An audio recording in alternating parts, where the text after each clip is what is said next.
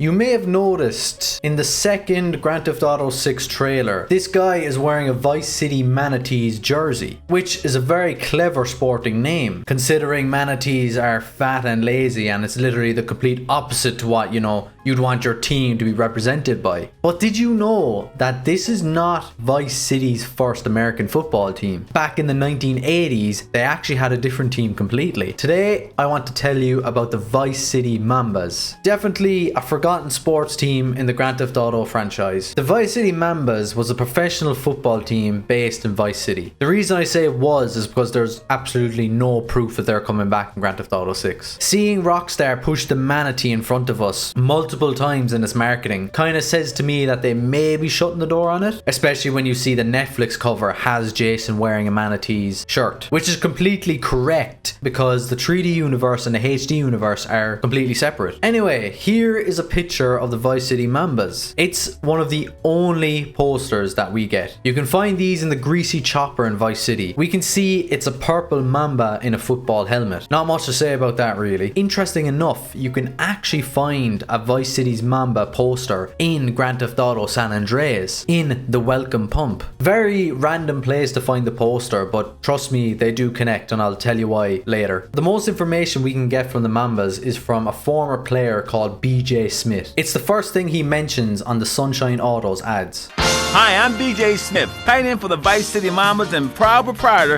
of BJ's Used Autos. Cars from all over America come to find a new home in Florida, just like you. Since retiring, he's struggling to cope that he can't play American football anymore, so he decides to buy the dealership. We find out that he's selling it to Tommy Vercetti because he's actually coming out of retirement. Would you like the tour? Might as well.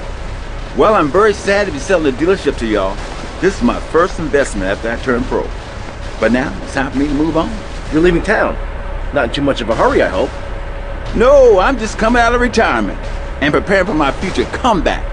The business wasn't too strong, and my staff took it upon themselves to get a bit more creative with the generation of wealth. Now, there's no proof that he's coming back to play with the Mambas, but we know that he's coming back to play football. BJ Smith has 3 ads on the Vice City radio. He also has an 8-minute segment on K-Chat. You do get a lot of information about the player. Sadly, he doesn't talk about the Mambas all that much. He mostly just talks about making his comeback. It's like the joke with him. At the very end at the K-Chat show, a caller rings. Here, he says this. So let's go to the phones. Who's on line 1? Hey, Amy, I'm a first-time caller. How you doing? I love your show.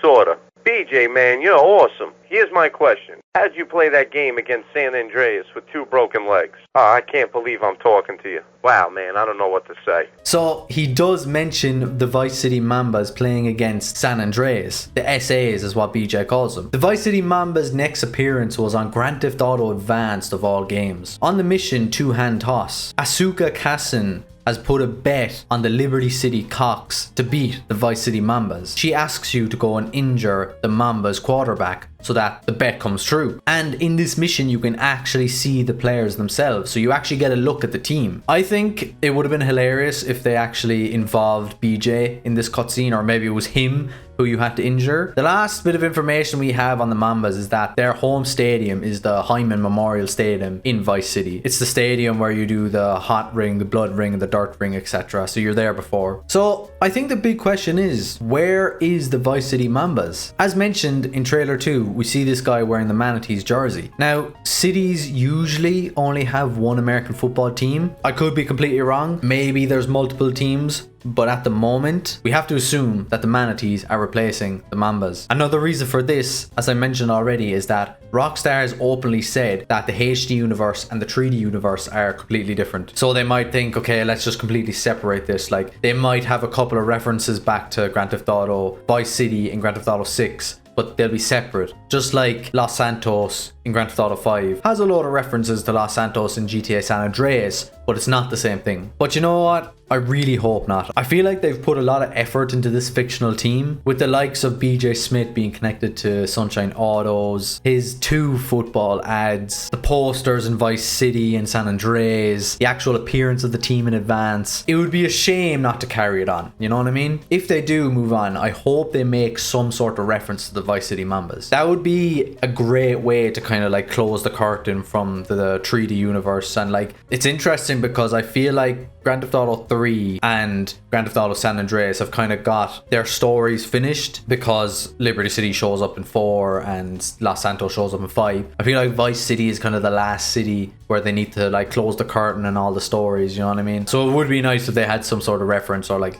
I don't know, BJ Smith returns or whatever. So anyway, ladies and gentlemen, that is the Vice City Mambas. Vice City's official American football team that you probably never heard about. Keep playing games, ladies and gentlemen. Stay safe.